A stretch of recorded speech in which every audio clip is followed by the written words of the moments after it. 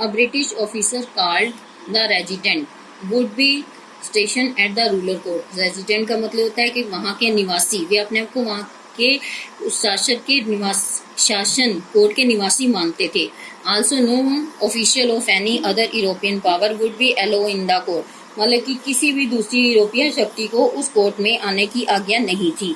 The subsidiary arrangement was very advantageous to the British. Subsidiary क्या होती है? सहायक संधि। ये ब्रिटिश लोगों के लिए बहुत लाभदायक सिद्ध हुई। They could maintain a large army at a cost of Indian ruler. उन्होंने बहुत बड़ी आर्मी बना ली। किसके बल के ऊपर? इंडियन भारतीय शासकों के बल पे। They indirectly control the defence and foreign affairs of protected allies. Allies होते हैं विवाद संबंध। And could overthrow the ruler and annex his territory whenever they wish to। मतलब कि जब भी उनका मन करता था वो किसी भी राज्य को हटा सकते थे और किसी भी राज्य की सीमा को अपने में मिला सकते थे। Also the resident could interfere in the internal affair of the kingdom।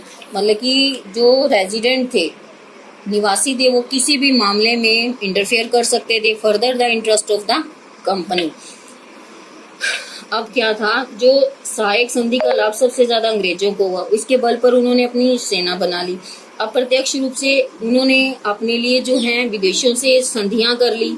इसमें उन्होंने राजाओं के आंतरिक मामलों में जो है दखल अंदाजी देना शुरू कर लिया। डिफेंस का मतलब होता है अपनी रक्षा के लिए, और कंपनी के मामलों में वो किसी को इंटरफेयर नहीं करने देते थे, लेकिन राजाओं के आंतरिक प्रदेशों में उनका इंटरफेरेंस पूरा था। On the other hand, the Indian ruler who accepted the subsidiary alliance became totally dependent on the British. He could no longer take a decision independently.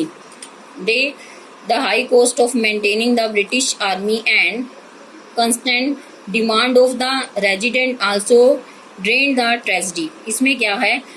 और दूसरी तरफ जो जिन राजाओं ने सहायक संधि जो है पूरी तरह से मानी थी, वो जो अब उनको क्या करना पड़ता था? ब्रिटिश रूल फॉलो करने पड़ते थे, और उनको बहुत ही ज़्यादा हाई कॉस्ट यानी बहुत पैसे देने पड़ते थे ब्रिटिश आर्मी के लिए, और उनकी जो डिमांड थी वो बढ़ती जा रही थी, और उनकी बढ़ती डिमांड की वजह से जो भारतीय खजाना था वो खाली होता जा रहा था।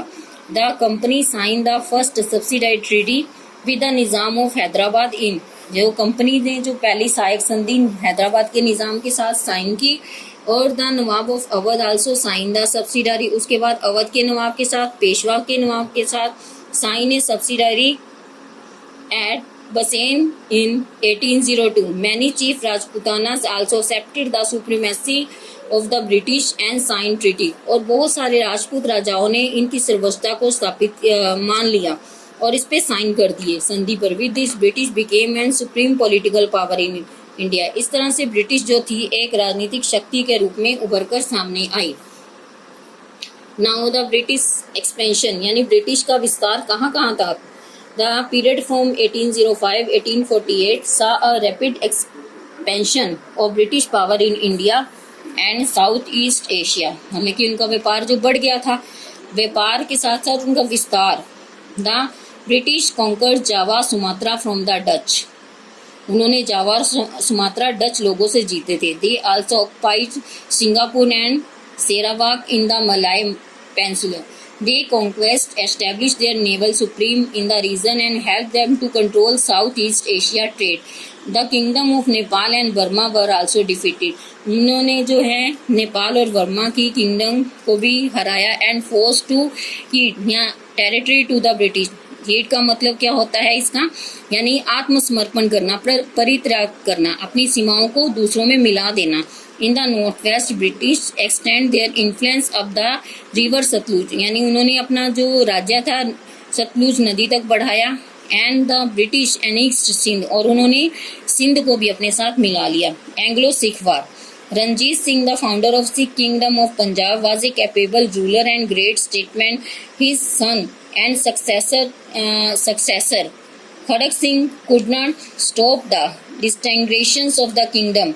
अब रणजीत सिंह जो था वो बहुत ही महान शासक था और बहुत ही महान राजा था। उसका बेटा और उसका जो सक्सेसर यानी उत्तराधिकारी था खड़ग सिंह था, उसने जो है अपने राज्य में इनके किसी भी प्रकार के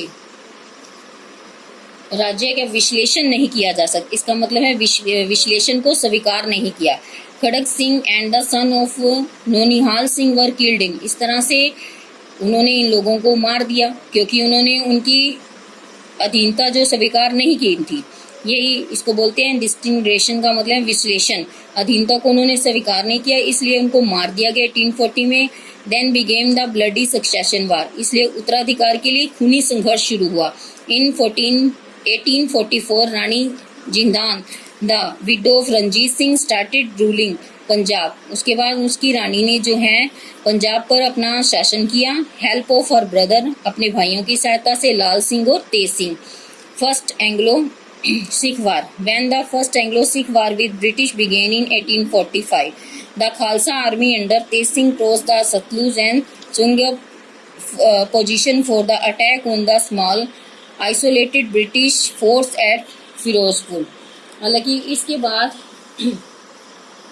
क्या हुआ, इसमें खालसा आर्मी ने तेज सिंह के नेतृत्व में अपनी पोजीशन जो है, अपना युद्ध के लिए उन्होंने अपनी अकेले पोजीशन तैयार की। ब्रिटिश सेना के साथ फिरोजपुर में। The Sikh fought bravely. जो सिख थे वो पूरी बहादुरी से लड़े। But since they had no leader they were defeated. उनका कोई लीडर नहीं था, इसलिए वो हार गए। At a Mudki and Firoz Shah Aliwal and Sobraon by the treaty of Lahore. Dalip Singh the infant son of Ranjit Singh was recognise as a raja. Dalip Singh जो था उसका छोटा बेटा था रंजीत सिंह का, जो कि राजा के नाम से जाना जाता था, यानी उसको राजा बनाया जाना था। The region between the river Sutlej and Beas was added to British territory. उसके बाद जो है सतलुज रिवर ब्यास सबको ब्रिटिश टेरिटरी में मिला लिया गया। Sikh army was limited to specified number. और सिख आर्मी बिल्कुल लिमिटेड थी, थोड़ी सी मात्रा में थी।